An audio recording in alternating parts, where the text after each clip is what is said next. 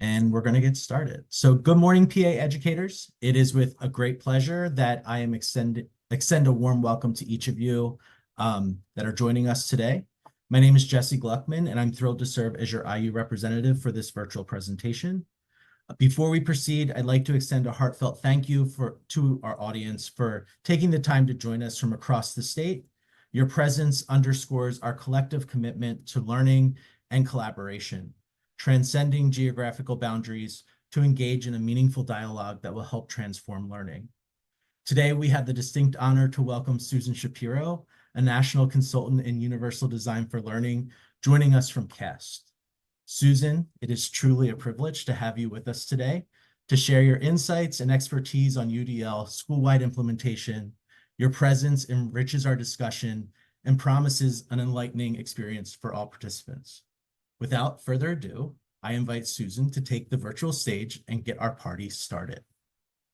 Well, that's a lot of pressure. Like, it's going to be inspirational. It's going to feel like a party. So I want to say that I'm an oldest child. I'm like super responsible and not fun at parties. So I will not probably feel like a party, but I am really glad to be here. And my hope is that we have opportunities for interaction throughout this session. Um, you all probably are in my shoes sometimes where you design professional learning and you never know how much interaction there'll be. We've all done like that. Here I am chatting away, and we've done those times where people are interacting. So I've designed a journey for us to take, and how we actually do that is really flexible. So feel free to just jump in at any time. I'm just opening up the chat here. I'll try to keep looking a little bit at the chat, but if you notice something in the chat, Jesse knows he can interrupt me, but so can anybody, right? Just feel free to jump in. This is a conversation about UDL, and Universal Design for Learning, we'll talk a little bit about this in a moment, but the guidelines are changing, and they're changing because of conversations like this one, right? Where we listen to people who say, I don't think the guidelines are really explicit enough around equity, or, I think that the expert learner practices are fairly individualistic. So feel free to jump right in. So I'm glad to be here. My background, I won't say a lot, but I'll just say that I started off in public education as an elementary and special educator, did a lot of work around inclusive education for a lot of years, supporting school districts to really think about how students with complex support needs especially can be successful in general education settings. And one of the primary reasons that I came to CAST is because I think the question that CAST is asking about design is really has the most potential for positive transformation around that inclusive education agenda. We can really be thinking about barriers in designs, not people, and that gives us so much power and agency as educators. I think the danger, however, is that we say that we're going to implement universal design for learning in our school, but we continue to run segregated life skill programs on the side for kids with complex support needs. To me, that's really almost like the ultimate educational exclusion. We designed schools a long time ago. We didn't think about you. 40 years ago, some legislation got passed that said you have the right to be in a free, appropriate public education in our school. We kind of retrofitted things for you because we hadn't thought about you when we designed this place. And now we're going to be thinking about implementing universal design for learning. And if we don't think about every learner and every family and every caregiver and every teacher who might have a disability, then I don't think we can call it UDL, right? We can call it something else, but we can't call it UDL. So I say that because that's really the passion that I bring for the work. And I know that many of you, because of the work that you do and my conversations with Jesse and his colleagues, share some of that passion. All right, you'll see a link to the slides. If you haven't noticed, there's a QR code. There's also a bit.ly address that is case sensitive. It's bit.ly capital / capital UDLMCIU. I couldn't believe that back half wasn't taken yet. So that's exciting. At any point when you just like, can I have that link again? I didn't, Jesse and others will put it into the chat for you.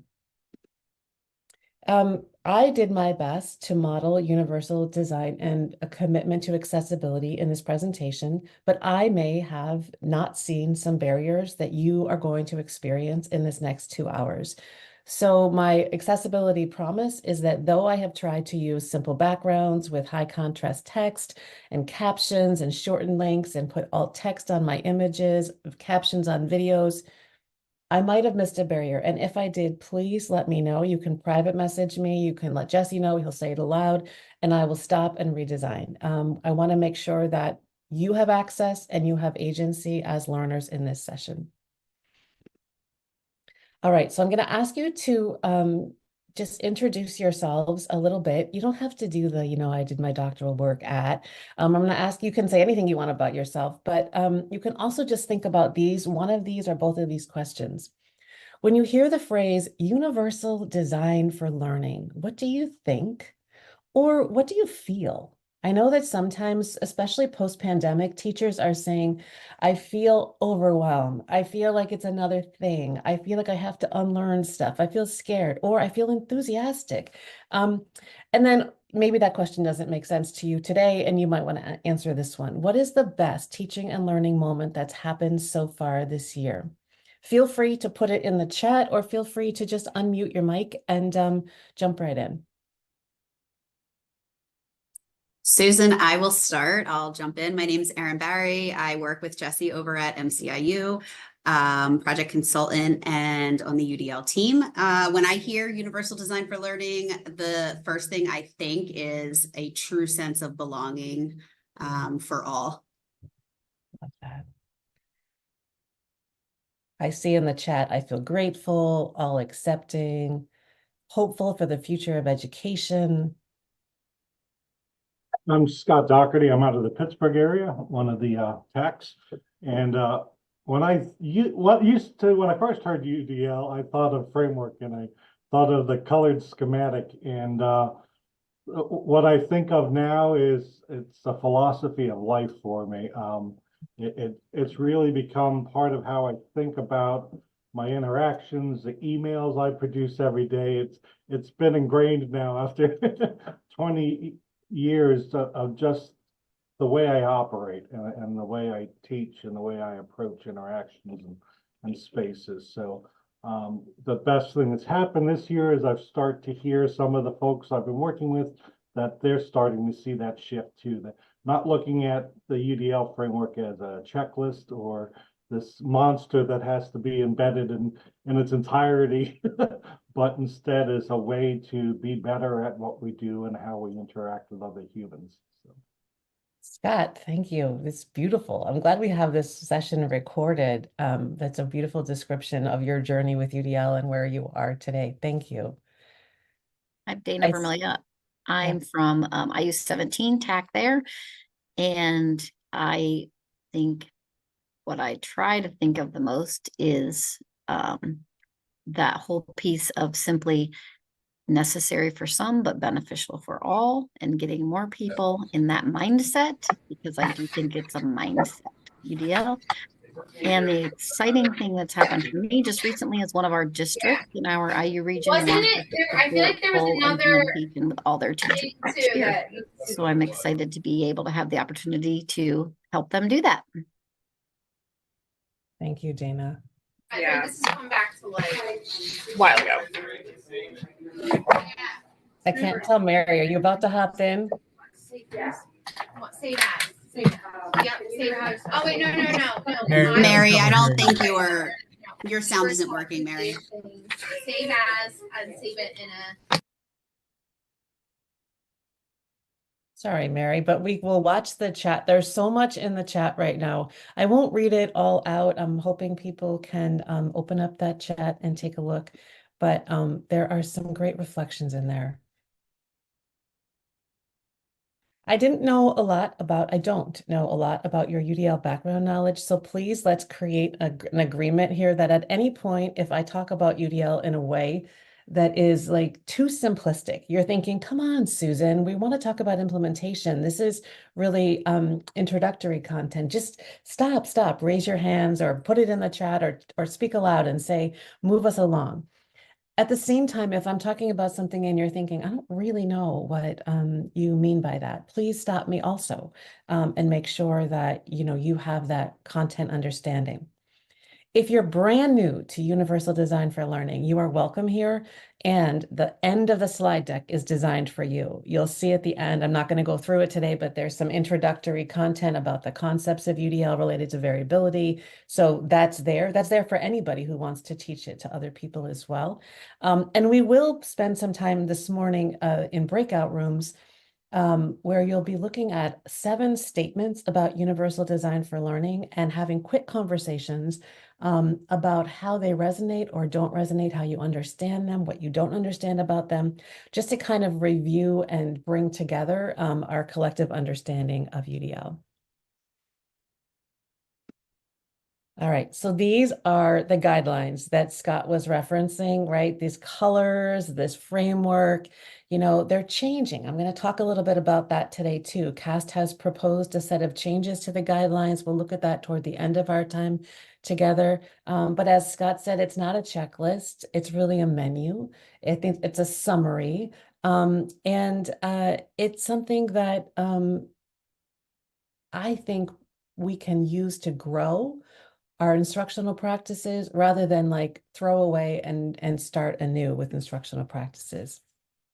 One of my colleagues here, I live in New Hampshire, one of my colleagues in New Hampshire, when I was going on and on one day, years and years ago about Universal Design for Learning, he said, okay, stop. I understand. You're just saying, instead of asking if the learner is ready for the lesson, UDL asks if the lesson is ready for the learner. And that's exactly right.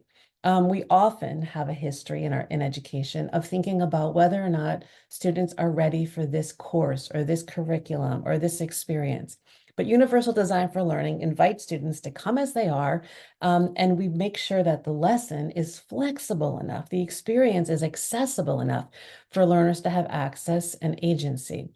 This session today is really changing this quote from Michael McSheehan to ask simply a sort of a slight shift in the question. Instead of asking if the student is ready for the school, UDL asks if the school is ready for the learner. We're going to look at UDL implementation at the school level. Although we know, and we're engaged right now actively in seeking field input around district guidance for UDL implementation at the school level. But we're going to say, what does the school need to be like to be ready for all students and all families and caregivers and teachers and community members and paraeducators? Our goals for today are going to be to review in those breakout rooms some foundational ideas about UDL. There's nothing formal about the 7 statements. They're just things that I hope get us thinking. Then we're going to be, I hope, able at the end of this 2 hours to apply those ideas to 4 areas. We've kind of chunked up school into 4 parts: teaching and learning, professional learning, school culture and environment, and leadership and management. I'll say a little bit about how the guidelines are changing, and we'll look at those proposed changes just in an overarching way. And we'll watch a very short video from the 2 women who have been leading that work, but you'll have opportunities to check out resources beyond that on our website. And then we'll talk a little bit at the end about some opportunities for continuing your UDL learning and the learning of your colleagues, including our first international conference, UDL Con, which will be happening this summer. All right, so I kind of went through the agenda, but introductions, foundational ideas, implementation criteria, UDL as a lens. We'll be looking at a problem of practice. We're going to look at one that I think many schools think about, which is chronic absenteeism. And we'll be using UDL as a framework for thinking about, we're using kind of the school-wide implementation criteria domains as a framework for thinking about addressing that problem of practice. And then, as I said, we'll look at the guidelines 3.0 and some continued learning. When the guidelines first came out, they were guidelines 1.0 because CAST, I wasn't around at the time, but CAST always had the intention of iterating on the work, and we continue to. And I'm like proud about that part of the work. All right. So I'm going to in a moment, I think Jesse and maybe Erin's gonna help us too. We're all going to get breakout rooms organized, and you'll be with about five-ish people in those breakout rooms. If for any reason you're not in a position to do that, you could just on your own look through these slides, and I'm going to describe the prompt right now so you'll know it. But discussion can be sometimes a nice way in a webinar to kind of construct understanding. I'm going to show you a statement and I'll run through them all really fast so you have a sense of them, and just ask you to think about, reflect, and discuss on how the statement resonates with you or not, and in your context, and about how each statement might improve learning at a school that you're thinking about. So if you are a superintendent, you might be thinking about one of your elementary schools. If you are a consultant that works with many schools, maybe just think about one school so you can really focus in to think about how these statements might improve learning. So I'm going to show you them all right now, 7 quick little sentences, and then we'll get into breakout rooms. While you're in the breakout rooms, you'll be talking, and then I'm going to share the screen there, and then the slide's just going to change. And when the slide changes, just have a different conversation. We don't need to have complete conversations. I just want to kind of warm us up in our thinking. So the first sentence is about UDL, the guidelines here. UDL summarizes variability in learning. The ways that we know people vary in using those brain functions is summarized by these guidelines. How does that resonate, not resonate? How might that sentence, if applied, change learning, improve learning at the school you're thinking about? UDL builds access and agency for all. Sometimes I hear administrators after a workshop say, I've got to get every teacher to use UDL. And then I kind of run and follow them out to the parking lot to say, no, that's not the goal. The goal is not using UDL. The goal is making sure that every learner has access to learning and agency as a learner. And if you can do that in a way without UDL, then that's fine. Like UDL is not, that's not the magic, right? The magic is access and agency. UDL builds inclusive learning environments. When that general education setting is more flexible and more accessible, more students can be successful there. UDL requires clear instructional goals. Probably the most common stumbling block for teachers trying to apply UDL in the classroom is the sense of trying to make flexible a goal that has the means embedded. So the goal on the left is not clear. The goal on the right is clear. I'll give you time to think about that. This big idea in UDL is that options reduce barriers in designs. On the left, you see an example of a little assessment in a way. Design, one size fits all. It's from an art class. And then on the right-hand side, there's a more flexible way for that same goal to be accomplished. I won't share this slide and have you discuss it, but it's here for your reference because as we think about options in designs that reduce barriers, we know that just by having 2 ways for learners to show what they know does not necessarily guarantee that students with complex support needs or students with dyslexia will have opportunities to have full access and agency with those general education options. So we still need to be thinking about accessibility. And this slide number 6 here gives us an example of how a student with a disability might navigate an instructional lesson.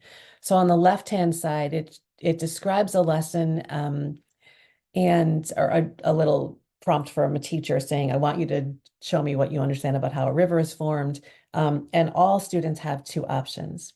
But Katrina, we're imagining, is a student with a disability. And because of that, she has access to another set of options to support her in that general ed setting. So she could use some of those IEP listed options as well.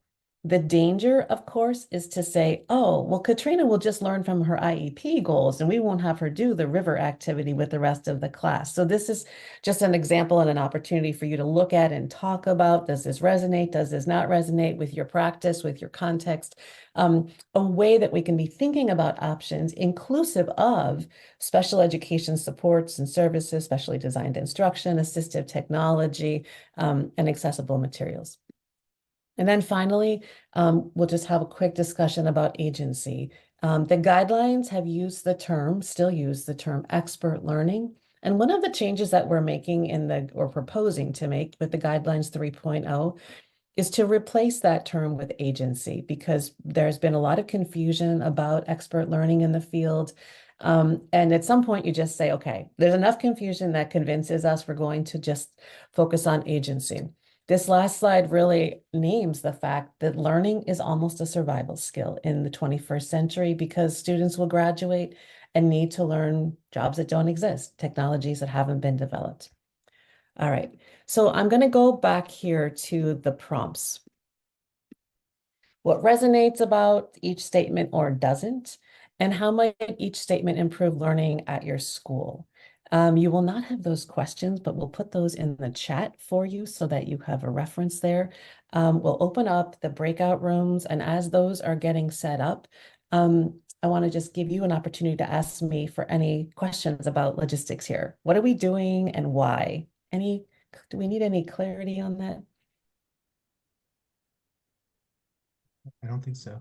I think it might be helpful if you like sort of copy and paste those out of the chat right now, because when we go into breakouts, you'll get a new chat box. So if you're like me and you need a support, grab those questions. I have the breakout rooms ready to go. If you need help getting into a breakout room, please unmute and just let me know. I can throw you into one. Okay, here we go.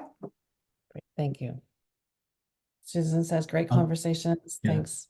I'll jump in. It was like, we're such rule followers. So when the slide would change, we like wanted to like stop and move on. But the conversations were really meaningful. And I think that it was nice to hear other examples and how people are moving through some of this work.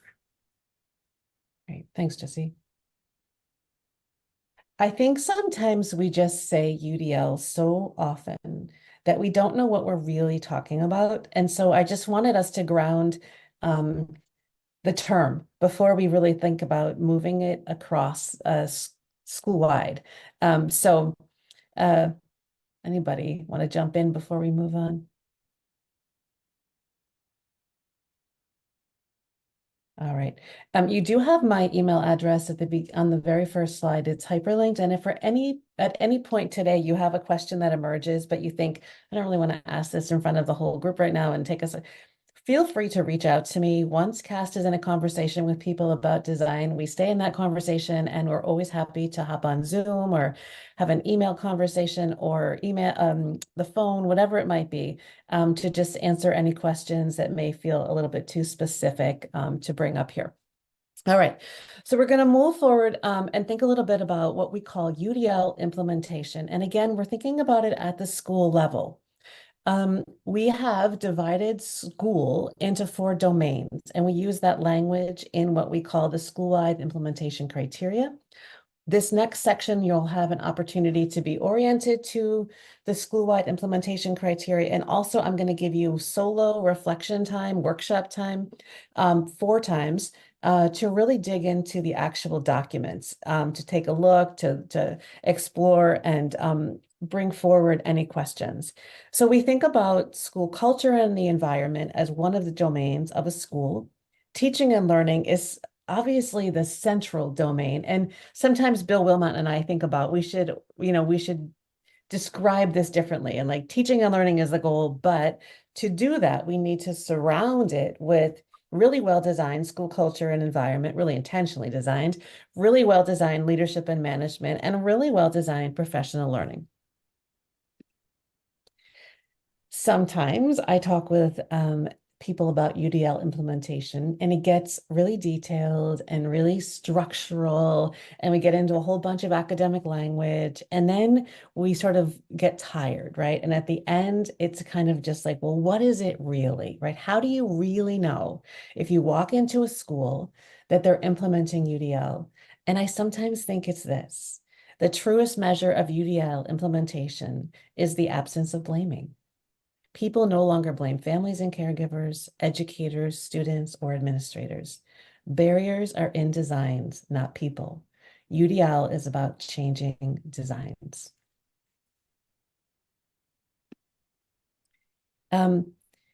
School leaders are, I think, really charged with telling stories about UDL. So if we're going to implement UDL or adopt UDL as a framework, what is it that we're saying to people? I'm going to show you just a 1 or 2 minute example of David Hobbs, the assistant superintendent here in a town in New Hampshire, and then ask you to just think a little bit about your own story. What might it be, or what is it?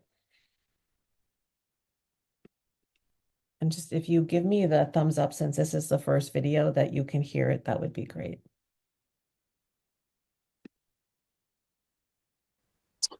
How you doing? My name is David Hobbs. I'm the Assistant Superintendent for Curriculum Instruction and Assessment at SAU 21.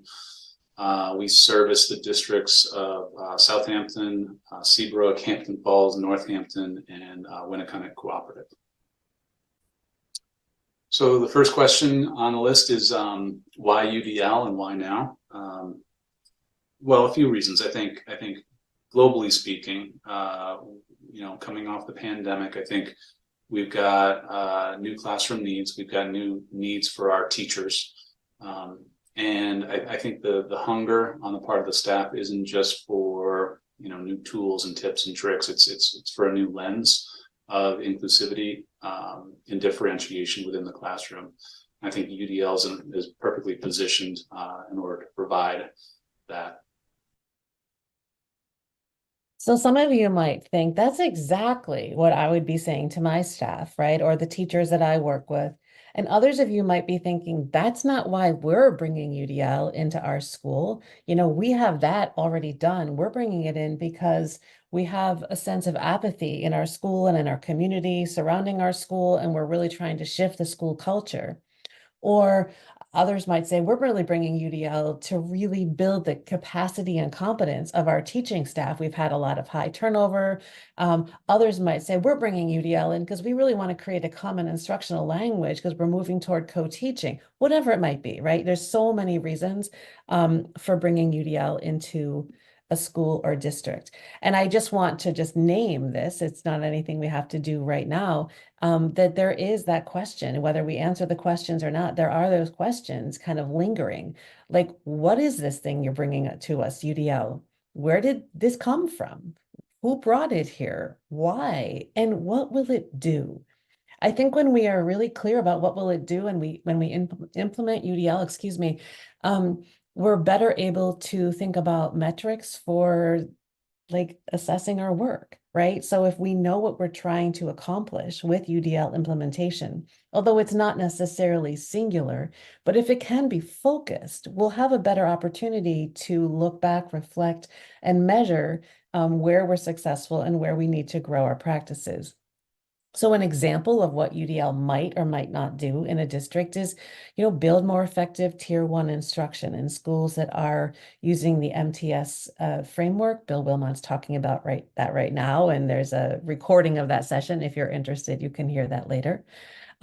Maybe it's to refocus teachers on instruction. I was with a school one time, and the principal said, I hate to say this, and it's a little embarrassing, but we have not had a staff meeting focused on instruction in like 10 years. We've been putting out fires related to the management and the organization of our school. Maybe we're bringing UDL in and hoping that it will facilitate a shift in school culture. I was working with a school district in David Hobbs, the assistant superintendent you just heard speak in his district, and we were looking at the guidelines. And one of the guidelines, if you may know, is provide options for sustaining effort and persistence. And that school said that UDL team at that school said, we probably spend 85% of our time on that guideline. We're constantly thinking about how to support students to stay engaged. There's such a sort of sense of, I got started, but I don't see relevance here. My mom told me not to learn this, whatever it might be. Maybe we're bringing UDL because we want to make sure that kids can get to the learning goals, right? We're just seeing on our test scores that some kids are not reaching those goals. And we're tired of, doing what I did when I was a first-year teacher, like 38 years ago, cross my fingers. I hope kids come engaged. I hope that they do better on the test, that we're actually intentionally designing differently so that learners have more opportunity to access learning and be able to achieve the goals. Maybe we are thinking more about dismantling segregated special education spaces or shifting our service delivery model. And so we know that we need to build that general education foundation for inclusion. Maybe we're using UDL for that. Maybe we've done some kind of community project related to what we want our graduates to be like. I know a lot of districts are involved with Portrait of a Graduate. And in those conversations, we've been talking about lifelong learners and lots of student agency, but we're realizing that we never asked learners to set goals. We never asked learners to make learning plans. We're just hoping that by telling them what to do and how to do it and when it's due, that they'll be able to leave us and be lifelong learners. So maybe we want to use UDL because we know that in the provision of options, we're giving learners opportunity to make decisions about learning, reflect on those decisions, get feedback, and become more expert at learning itself. Maybe we want to give teachers more autonomy. And I hear this still today, teachers are saying, well, we have to stay with the curriculum is this. We just bought a new literacy plan. We can't really stray from it. And this is just the way we need to do it. The administrators are saying, we've got to do it with fidelity. And I also hear administrators say, I can't get teachers to just be more flexible and to just use their own good common sense and, help kids get to that content. So maybe there's a way that we're thinking about changing the culture for teachers who can feel beaten down by some of the expectations. I have a huge respect for teachers because I was one, and I had enough years of eating school lunches to know that there's no one in the field, right, who's in it for the school lunches or the salary or anything, right? We're in it for the learners. And so the respect I have for teachers is unending. And I think sometimes, especially lately, it's almost just like a cycle of feeling like every time they go to professional learning, it's sort of a message that says you're not doing it right yet and you got to change. So maybe UDL is a language that gives teachers more autonomy, that respects the autonomy and agency that they have. Maybe we're recognizing that we need to build a better infrastructure of inclusive technology. Maybe we have no policies related to the accessibility or inclusivity of technology, curriculum, whatever it might be that we create or that we buy. Maybe we know that we have to build out more robustly technological options for all students, including assistive technology for our learners with disabilities. Maybe we have had a lot of turnover with school leadership, and we're going to adopt UDL as a way of really redesigning what it means to be a school leader in this district, what staff meetings look like, what professional evaluation looks like. Maybe we're trying to engage families and caregivers, and we're going to invite them into conversations about design. Or maybe it's something else. And I just go through those examples to say that the door through which UDL walks through is really important, I think, in terms of the story we tell. It doesn't mean that if you're adopting UDL because you're looking at test scores, that you're not going to shift school culture or engage families or change those other things, but that I think it's part of the narrative. And I've never been a superintendent. I've never been a school principal. I worked before CAST, I ran a graduate teacher education program at a university.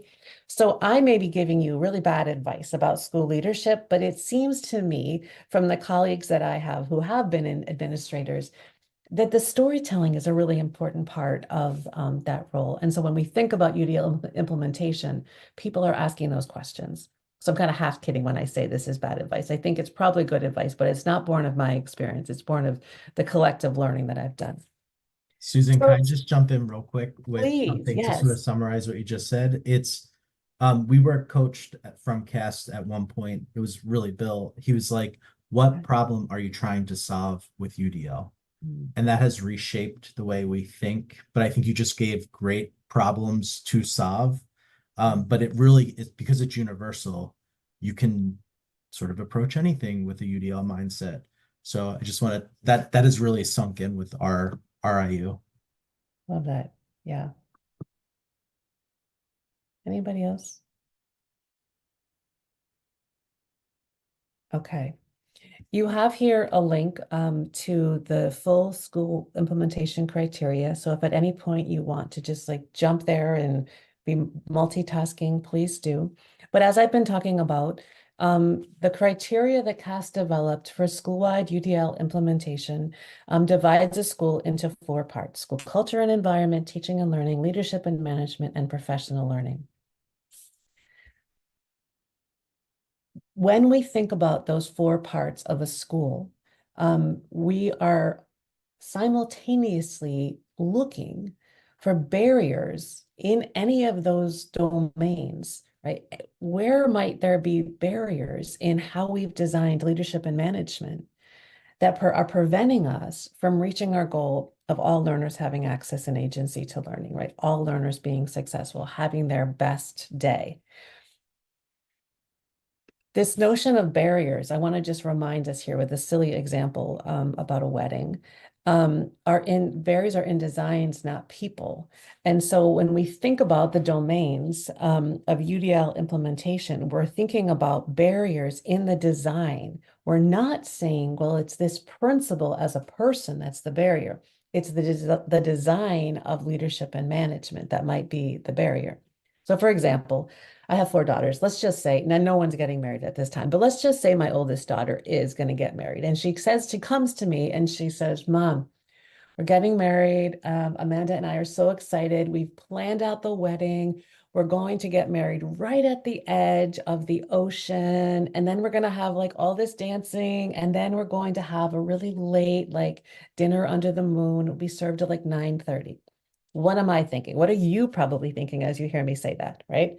First of all, I'm thinking my mother is not going to be able to get across that sand with her walker and get down to the edge of the ocean, right, for you to have your ceremony there.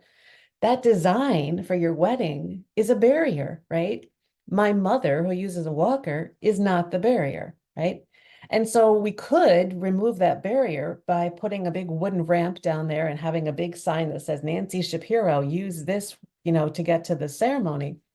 But instead, when we take on that UDL mindset, we think about putting in that wooden walkway and letting it be an option for anybody, right? Anybody who wants to use it, it's there. Maybe we thought about it because I thought about my mom, but it's there for anybody. What's necessary for one is good for all.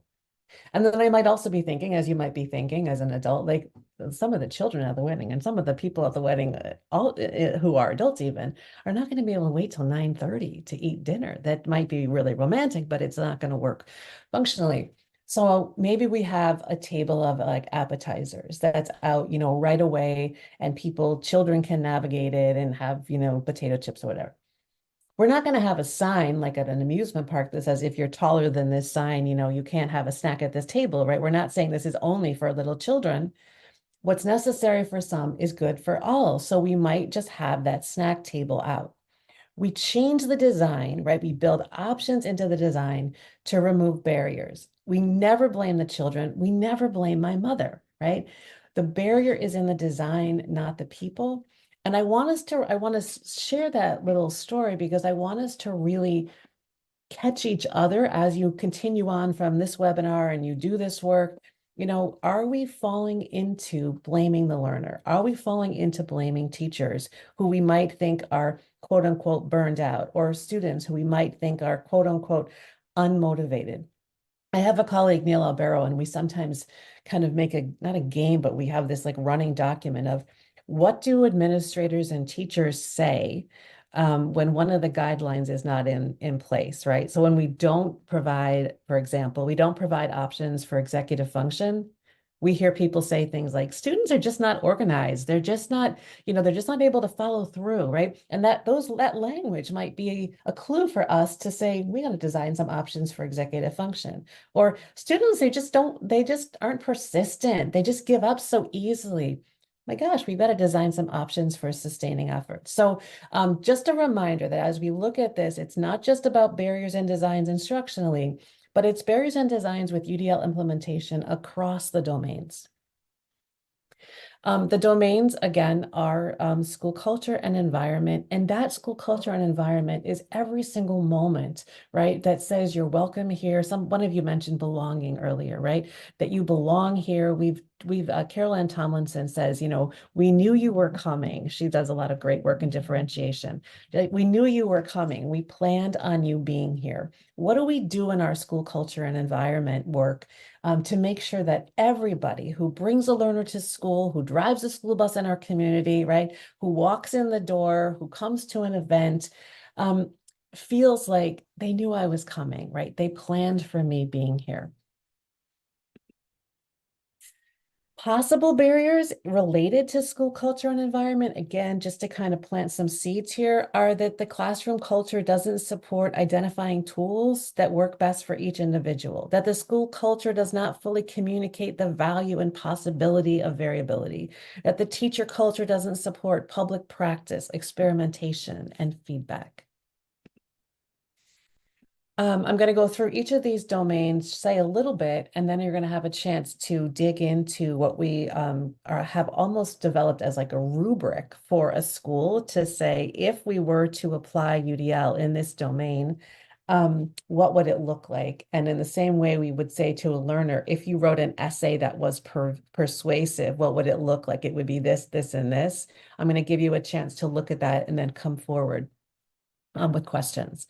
So another domain is teaching and learning, right? Those intimate moments in classrooms where teachers are engaged with learners, engaging them with curriculum and goals. We might have barriers in the way that we design teaching and learning. For example, we may have no consistent approach to problem solving across classrooms and grades. We just may not have a way of doing that.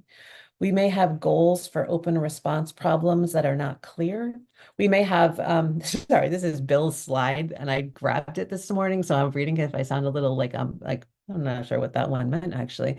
The development of reading, writing, and math skills are not well coordinated. So these are not individual, they could be individual teacher moments, but we're thinking more systemically about how we've designed teaching and learning in our school and possible ways that we've designed it that create barriers.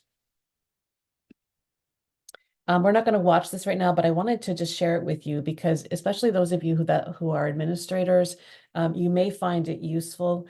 It's some New Hampshire teachers talking about learning about UDL and starting, as one of them says, at 0. And then coming to a place where they began to realize that designing for expert learning, designing in a way that supported learners to become better at learning itself was really when everything kind of clicked in. Another domain is leadership and management, and there's an image of 2 administrators standing in front of a school sign. Possible barriers related to leadership and management. Maybe the schedule doesn't allow for collaborative instructional study between general ed and special ed, so there's just not that opportunity there, right? And that's a leadership and management barrier, and that we haven't designed that kind of schedule or flexibility or infrastructure. That curriculum materials that we produce or we buy don't support multiple means of representation and action and expression. We have some districts in New Hampshire right now that we're working closely on a big project here, looking at some literacy, a new literacy curriculum, and those schools that understand UDL are using UDL as a framework for examining kind of like that. What do you like? What do you not like about this curriculum? Well, I love the way that it provides multiple means of representation in every lesson.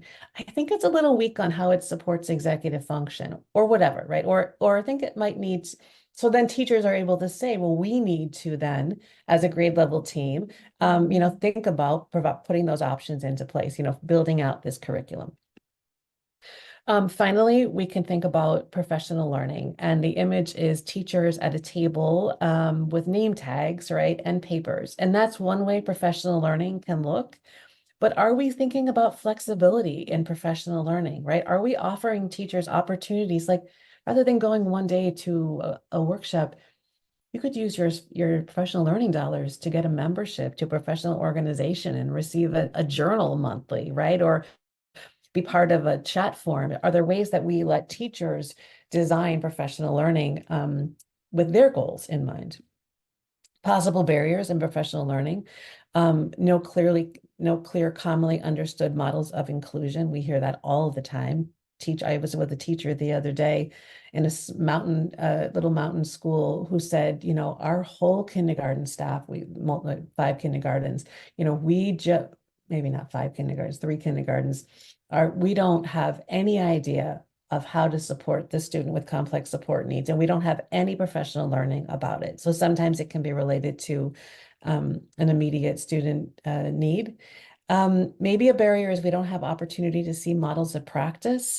So we're asking teachers to do something about which we haven't done I do, you do, we do.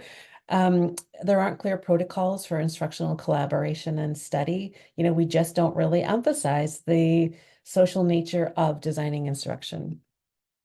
All right, so I'm just going to show you here. And as I do, I think the best, if it works for you, Jesse and Erin, if you can just drop into the chat these individual domains. I'm going to click on this one and show you what it looks like.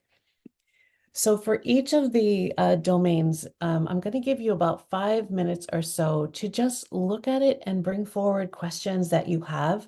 I know sometimes and I like that we have 2 hours, not like 1 hour, so we actually can build this in. Sometimes, we go to a webinar and then we plan on getting back to something, but we don't. So I wanted to just give you a chance to take a quick look now. So for example, we're starting with school culture and environment, and you'll see here that this sort of rubric lists out elements. So we call this language doesn't really matter, but just as handholds, school culture and environment, the domain, and then the kind of criteria are called elements. If UDL was applied as a framework to the design of school culture and environment, what would it look like, right? What might be the benchmarks of what we might see? First, the school community designs a culture that supports inclusion and equity. And then you see some information there about what that means. The school community designs a culture that supports expert learning. The school community communicates in ways that reflect a commitment to UDL. The school community designs school spaces to support variability. And you'll see some access here to some research that sort of sits behind this domain and these elements. I will not go through each of these every time. I just wanted to give you a sense of organization here for these. So we're going to take about 5 minutes. Go ahead and check out the school culture and environment. And actually, I'm going to, before you do, invite you, and you can use this time any way that makes sense for you, but I invite you to be thinking a little bit about thinking about a school and thinking about your vision for school culture and environment, using that resource as a bit of a document to support that vision making. And then to maybe even if you really want to kind of turn up the volume of this time, maybe make a list for yourself. Like, this is what we want it to be like. These are the goals of how we want to design school culture and environment. Think about what barriers might be preventing you from having that vision be a reality, right? We really want this to be a place where families and caregivers feel like they can stop by anytime, right? They can be in the school anytime, and they can partner with their child's teachers.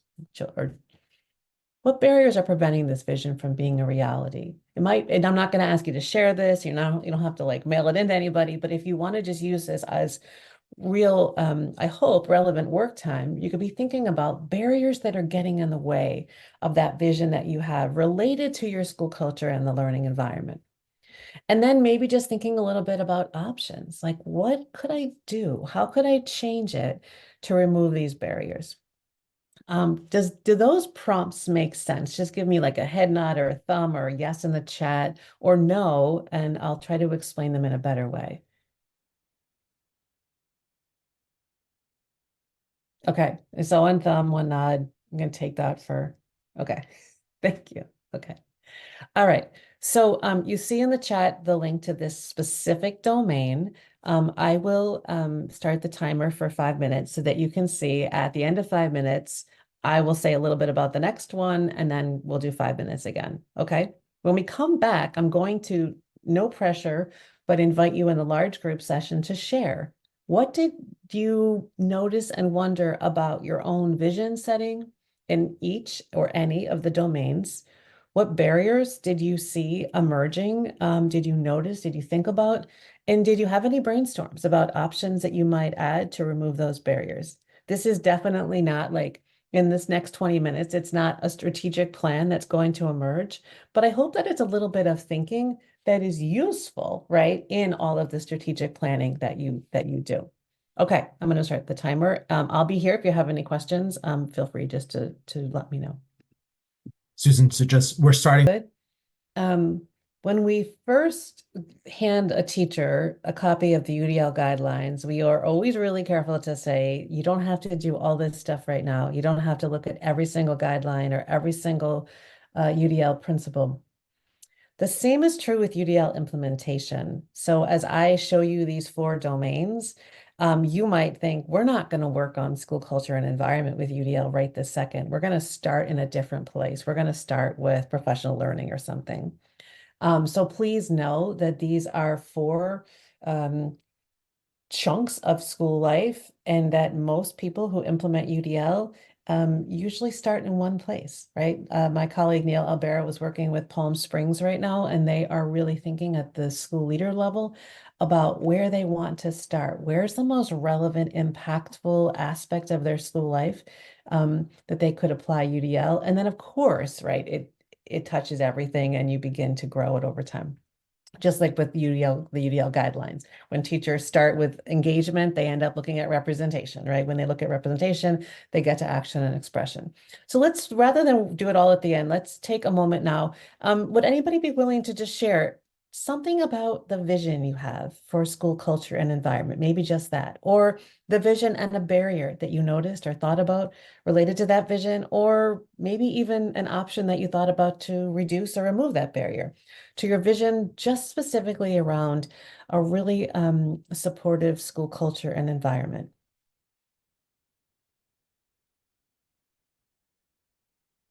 Anybody willing to share their thinking? We'll try to hear from at least one person on each of these just to give it a little bit of grounding. Susan, I've been working with a team district across multiple buildings, elementary through their high school program.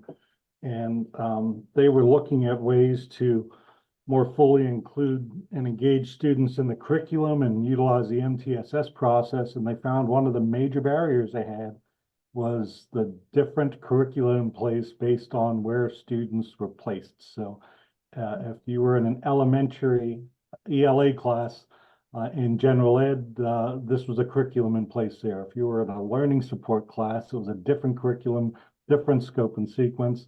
If you were in life skill support, completely different curriculum, different materials, different scope and sequence. And they found that the major barrier they had to be able to truly utilize that MTSS process and give kids support as needed is they were working on such vastly different things across those places that the curricula were actually the barrier that they had to overcome in their school culture and their school design. Not an easy problem to solve, but it's a clear big one that has to be addressed if we're going to have any mobility in the MTSS structure. Great example. Yeah. And I agree, it's not an easy problem to solve, but I always will lean back into but it's easier than changing people, right? It's easier than hoping that people come differently or show up differently in the ways that they teach and learn, right? To say, well, it's a design problem, right? And we made the designs, we can change the designs. Thank you, Scott. Anybody else want to add anything about school culture and environment, a vision, barriers, options example, or even just something you noticed about those criteria?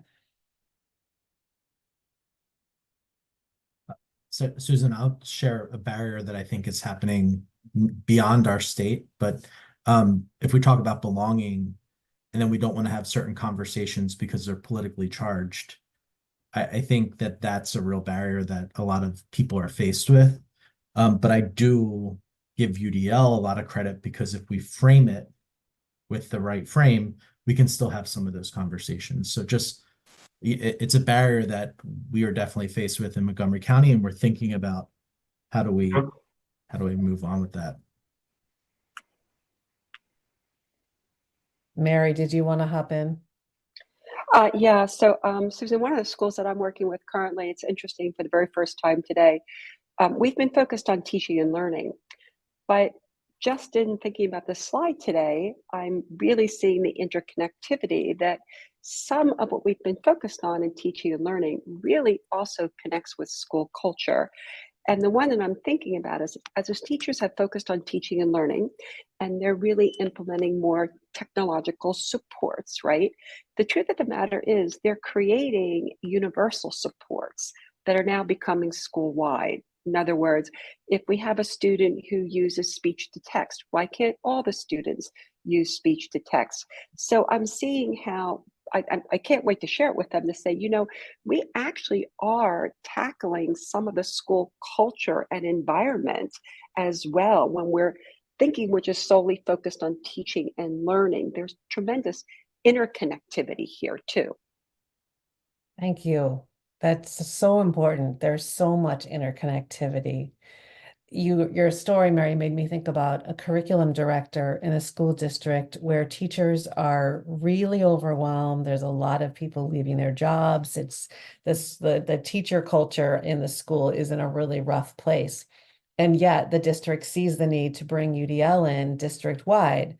And teachers are understandably feeling like, really? Like, are you kidding? Like, now you want me to come to more professional learning about this district-wide initiative? Anyway, I don't know what she'll end up doing, but this curriculum director in our most recent conversation said, I might just try to might try to apply UDL in all three domains except for teaching and learning. Because they're so interconnected, I might just say that school leadership and management is going to completely change the way we do teacher evaluation, the way we run staff meetings, the way we manage our school.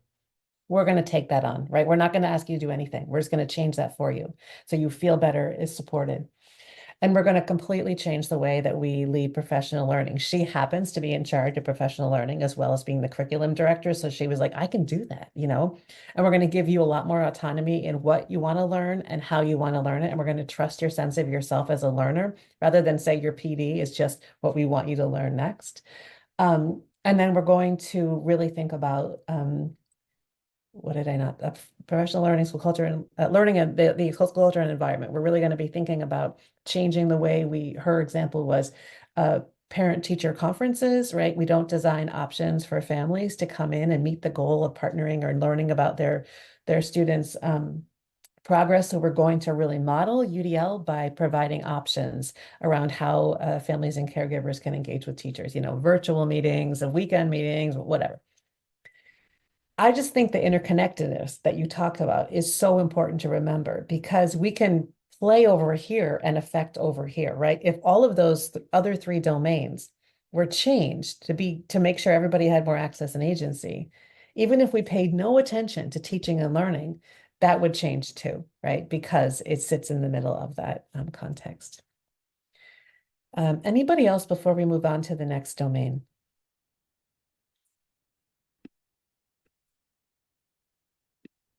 All right. Speaking of teaching and learning, the teaching and learning criteria are here for you. And they're also now the most recent link in the chat. And as with the other domain, it just steps out here what it might look like, right? What would it look like if this essay was a high quality, persuasive essay? We make a single point rubric, right? What would it look like if a school used UDL around the design of teaching and learning? So take some time, take 5 minutes to look through this content, thinking a little bit about your vision for teaching and learning in your school or a school you work with, barriers, and then options. And we'll have a chance to share again. All right. A couple of examples about vision related to teaching and learning is all students will feel a sense of belonging, right? What barriers might there be to that? Teachers feel a sense of pressure around coverage of content getting through. Maybe there's some way that we can shift the expectation around that and give teachers more opportunity to build that community in the classroom. We want teachers to be collaborative in their instructional, general ed and special education teachers. In fact, we're hoping that teachers can move co-teaching to really co-designing. What's the barrier to that vision happening? people don't have common planning time, right? There's not an opportunity for people to spend time together to do that. That's a design barrier, right? Not a motivation barrier in the people. Just a couple of little examples. What came up in your analysis of those criteria? What thinking did you do? What barriers did you find? What vision do you have? Anybody want to jump in?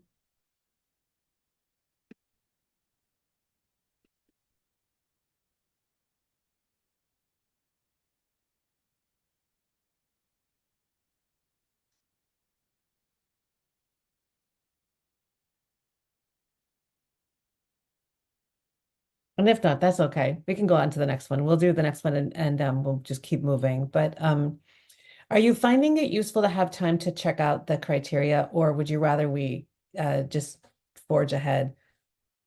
You can put it right Actually, in the I can respond to the second one. I just couldn't get my my mute and my audio to come up real quick if you'd like. I was Yeah, just going thanks. to mention that I'm working with a district now that is trying to implement co-teaching, and also kind of folding in some of the UDL tips we've been talking about. And when I speak with the administrator, it appears that I think she thinks the barrier is with her staff not wanting to kind of take hold of this and run with it. But then when I was working one-on-one with the staff without the administrator, they listed for me everything that's on their plate, and they just can't seem to add one more thing. And it was really an interesting eye-opening session on what their perspective is. So again, perspective is everything is what I say. Both people can be right, but we have to have that conversation to where is the middle ground and what really is reality on both sides. So that's what I took from that. Thank you, Susan. And I love what you said about, it can be, I'm just sort of paraphrasing, but it's not the people, right? It's not the people not wanting to do the thing. It's the barriers are in the way in the design of how the whole thing runs, how the whole machine of a school day goes. To me, that's always the good news, right? It's not that the student is unmotivated, it's that we haven't designed options for engagement. It's not that the teachers are unmotivated, it's that we haven't designed options for collaboration. So they're not simple problems to solve, but I think they're solvable when we understand where the barrier really lies. So thank you for that example. That's fantastic. I was just talking with my daughter today about names, and I was saying you'll never meet a Susan that's not like, over 35. Anyway, so anybody else? Mary says we're having difficulty with peer coaching. School does not have building subs, so going to switch to using videos of lessons for coaching and feedback. Great option, right? Fantastic, right? Just changing the design of that so that the barrier is reduced. Leadership and management, I will say that a lot of times we forget about this one, or at least a lot of the schools that I work in, it's like, wait, I've got to change something too. I didn't think about that as the school principal. Like I didn't think about changing the design of the staff meeting or the way that I do evaluation or walkthroughs or whatever it might be. So let's spend 5 minutes quickly looking at the leadership and management criteria. Those are there and they're in the chat as well. They're there in the slides and in the chat as well. What would it look like if the design of leadership and management, that's not even a phrase I think I would have used 20 years ago, the design of leadership and management, it seemed like just kind of like what it was. What if the design of leadership and management reflected UDL? And by UDL, I mean all those sentences that we looked at in those breakout rooms, right? Where we know that it's about access and agency, it's about anticipating variability in teachers' criteria. Is there anything that just got added to your to-do list, right? Something you've got to think about or pay attention to in the design of leadership and management? I know that curriculum director I was speaking about earlier, she said, I know the research on evaluation does not improve teacher practice. And yet, as administrators, we're still in this design where we evaluate teachers on a regular basis. We know that coaching makes a difference and evaluation often doesn't. So how do we change the design, she said, of how we lead and manage? that one aspect. What did you notice? What did you think about as you were looking through those criteria? I can jump in, Susan. One of the things I was thinking about is the barrier always of time, right? Leading UDL, monitoring UDL, supporting UDL, like administrators always lack time. And then to your point, they're put in a position where they're asked to evaluate teachers given a particular structure that doesn't necessarily reinforce UDL in and of itself, right? The mindset, for the components, the tenants, the thinking. So I think that those barriers in and of themselves become problematic when we think about this idea of implementation. And how changeable do you think those barriers are? I mean, I guess it depends on on the place and the space and the supports they have. I mean, yeah, we always say, doing this work is it can feel like a big lift, but when we think about these, think about it from the lens of just like, what are some small shifts we can start to make from a leadership standpoint? I feel like it's more manageable. And as long as you have, everybody on board and, this idea of, we all believe in this, so we're going to start to shift the culture. I think that's kind of where we can get a grasp on it and start to make some tangible moves. And I love the phrasing small shifts because it's what we want teachers to do in the classroom, right? Just to make small shifts. Is there one more way students can demonstrate their understanding that they found theme in the novel, right? Is there one more way students can access the content? One more way students can self-regulate while learning? Is there one more way, right, that we can build some flexibility into leadership and management to give teachers more access and agency? It's not a change everything overnight. It's a small shift. At the same time, right, there is a sense of urgency, right? We do have a lot of learners not learning well in schools. So I do think that we can have those conversations. And I think, at least in my experience listening, I hear often that sometimes the conversations needed to make the changes that you're describing are often the time for those conversations is a barrier too. We need to make sure, how do we make time to talk about what we should prioritize? Let's take, I'm going to jump us ahead because I just noticed the actual time on the clock, speaking of time being a barrier, to professional learning. And I'll just share a quick anecdote about this before we spend, I think I'll adjust the timer to be about 3 minutes just for moving us forward. But this one principal said, I was working with a group and I was facilitating these questions. And I said, so what's the vision for professional learning? And the principal chimed in right away. I want everyone to be on the same page. And then some teachers said, and it wasn't the whole staff there, it was a kind of a leadership team.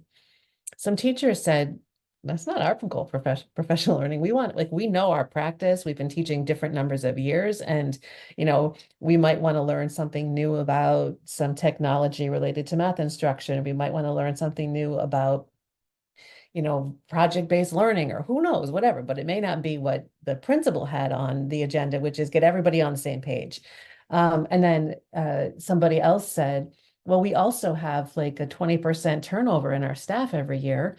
So professional learning, the goal of professional learning is really to bring those people on board to kind of the way we do things here.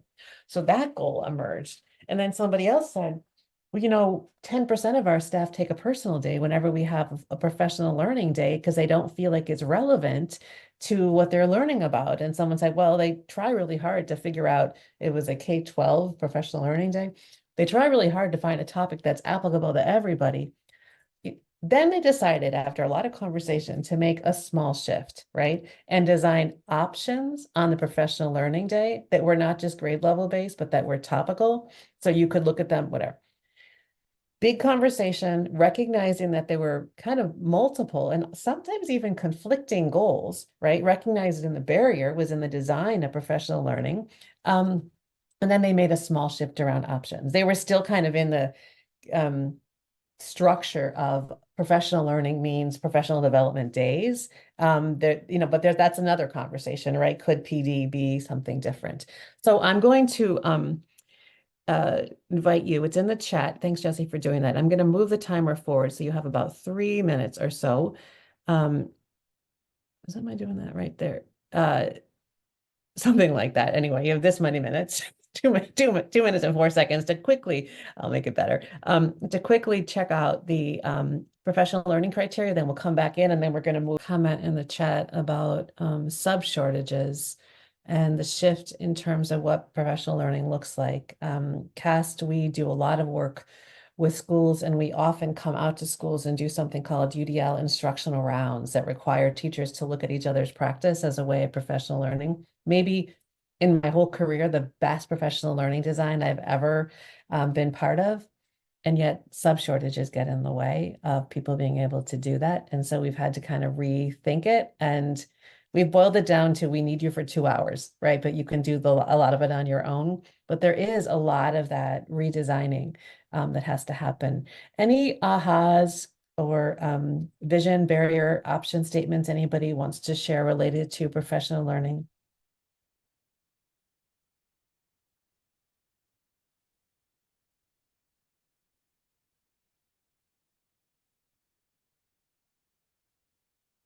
I can jump in, Susan, for you. One of the things that we're noticing, and it's depending on the size of the district, it can be easier or harder, but when you have when you try to do some PD that's a little different or varied and meeting variability of your teachers, it can be hard to keep track of who's doing what. So what we're finding is we're trying to encourage people to really have tight goals around PD, and then find the variability that's still going to help people achieve that goal during that time frame. So, but it really going back to the instructional design we're asking teachers to do, and getting our curriculum supervisors to think through, yes, you need to have the tight goal, but then what's the variability option look like? And then you sort of got to let go of that control. So that it's an interesting problem to sort of work through within the districts. Yes, absolutely.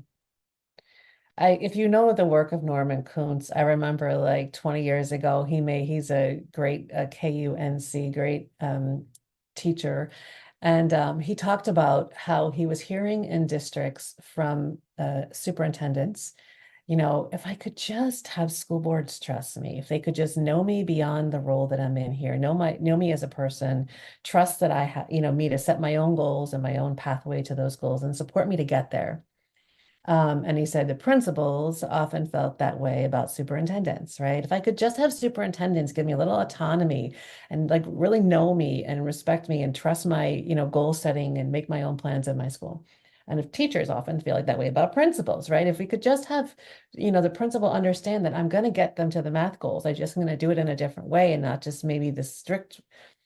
And that students sometimes feel that way about teachers. If you could just like let me know, just trust me that I can find a pathway to this goal and support me to learn how to find my own unique pathway to the goal. And Deborah Meyer wrote a book called In Schools We Trust. I think that's the right title, saying that that's like the missing piece sometimes. It's just that trust. And when you say letting go, Jesse, I feel like that's the barrier to letting go. The barrier to letting go is trusting teachers, trusting learners, trusting families and caregivers, trusting school leaders. So all that to say, how this whole session is designed to help you think about getting started with UDL implementation. And my thinking is understanding what we really mean by UDL, right? UDL really means about anticipating the variability in learning and proactively designing options so that everybody has access and agency. Understanding the current way, I mean, we may look at this in 10 years and say our school-wide implementation criteria are being revised and updated based on your feedback. So this is not like set in stone, but as a great working tool, working document, CAST has developed this school-wide implementation criteria. So I think a second step in applying or beginning to work toward implementation, knowing UDL, and the second step is like knowing what implementation looks like and to keep it more organized and maybe to help us be more focused. We've divided it into these 4 domains, understanding those domains, understanding kind of what those criteria in each domain might be. That's what that time was that we just spent to kind of look at those, like what does it really say about what professional learning would look like in a school that uses UDL as a framework. And then I hope that the next step is really one you take on your own, which is like thinking about a starting place, right? Where is the most relevant, impactful starting place?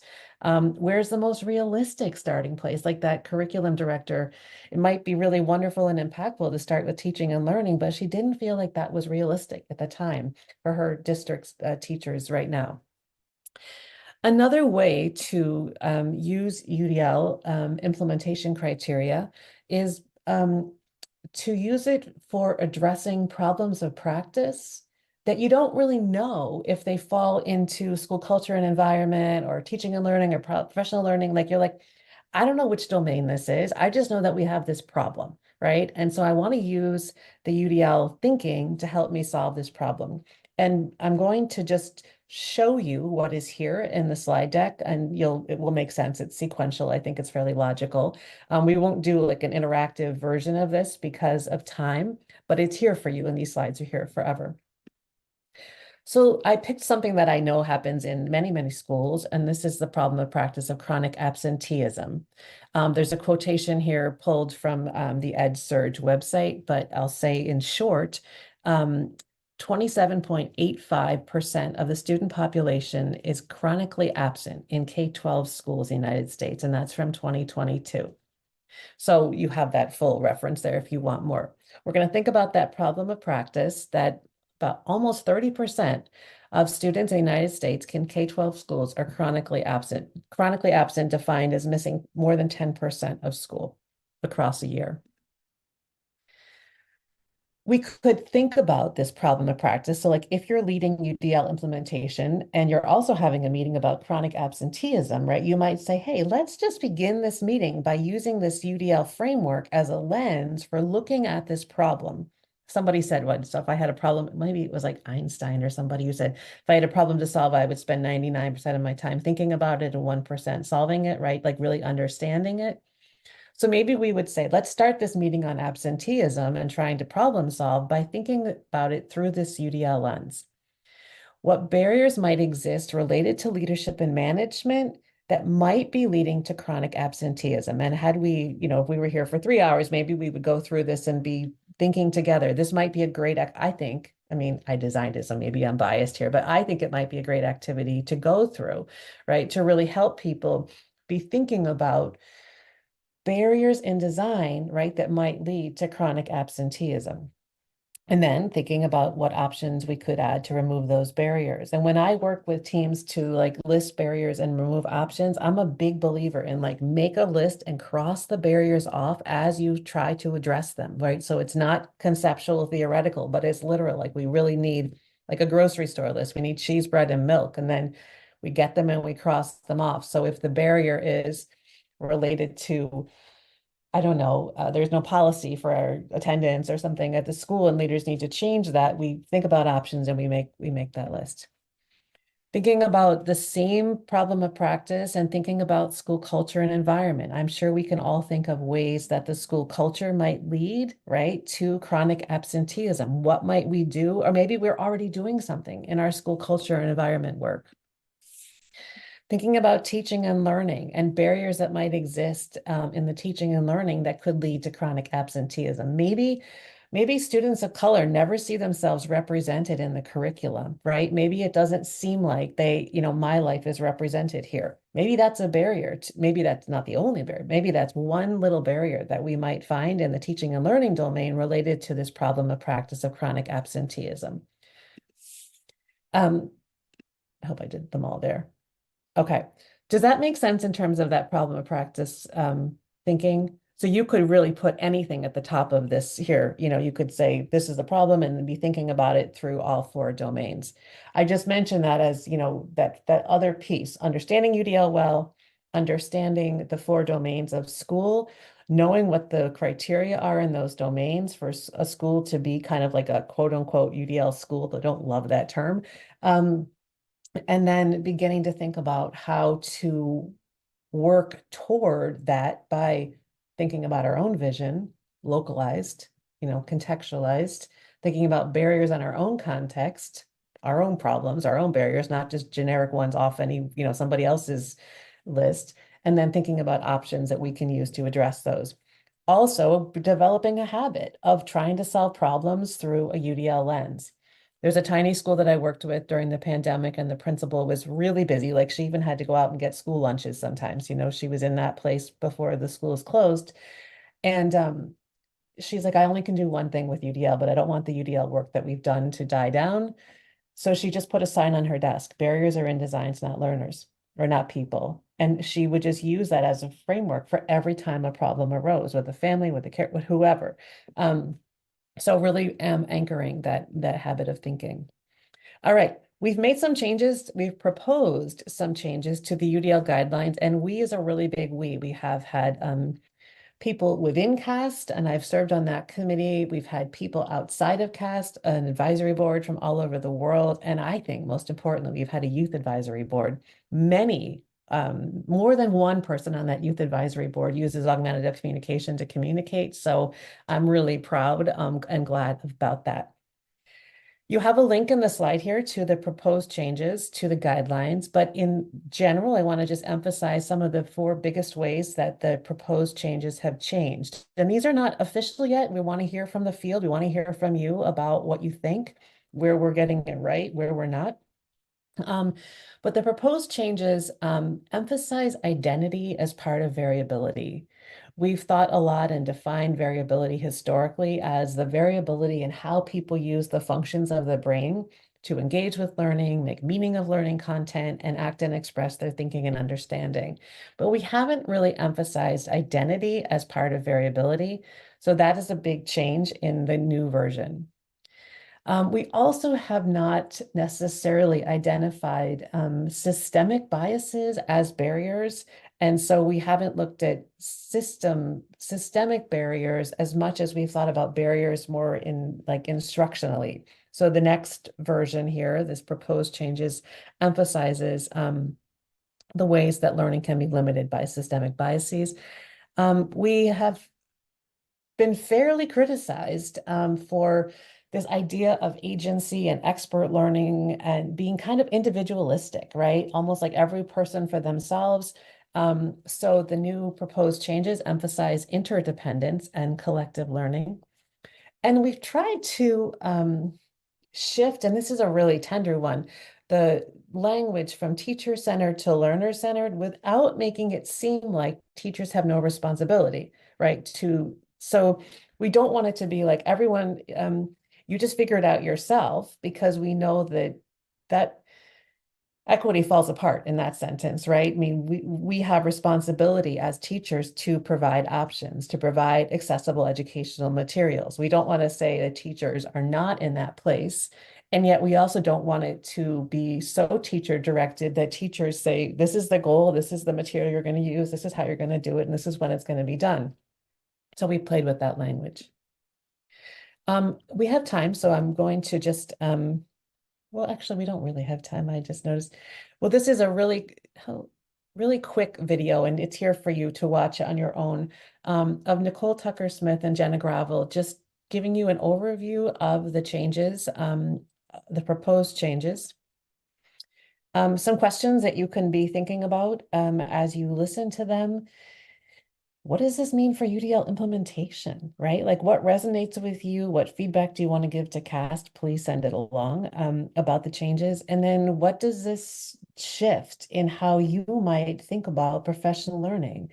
What does this shift about how, the idea of identity as being part of variability?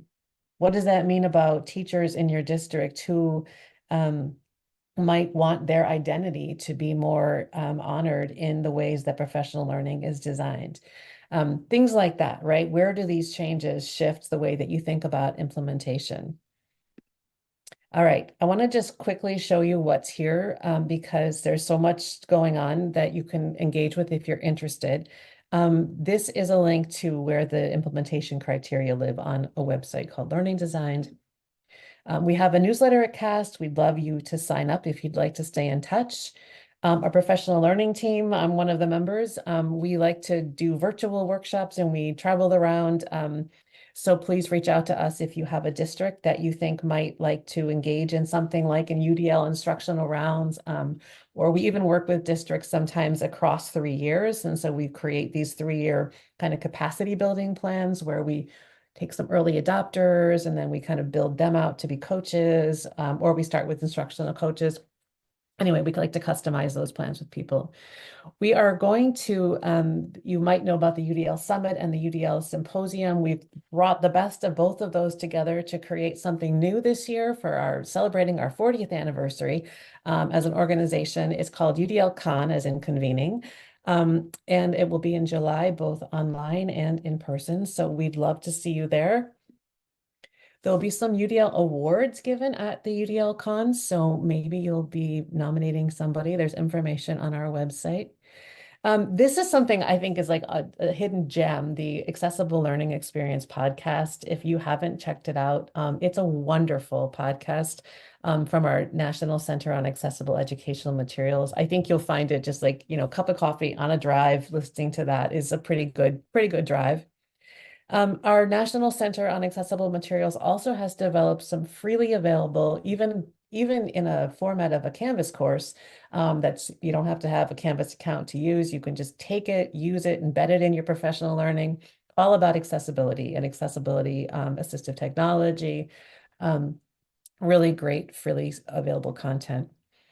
We do have some credentials, and sometimes educators find that marking their learning about UDL is supporting engagement. So those are available on our website as well.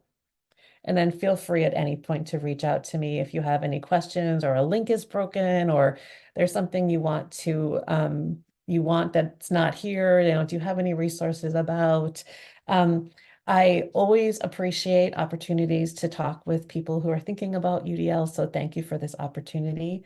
I'll stick on for a minute for any questions that arise. Otherwise, thank you so much for being here. Thank you, Susan. That was awesome.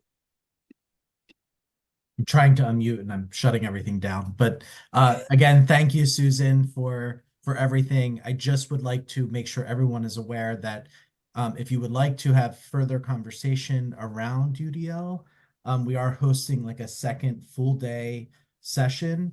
The information is on the home base doc. We're doing it in 2 regions in person. So Capital Area IU is doing it for the central part of the state in their location.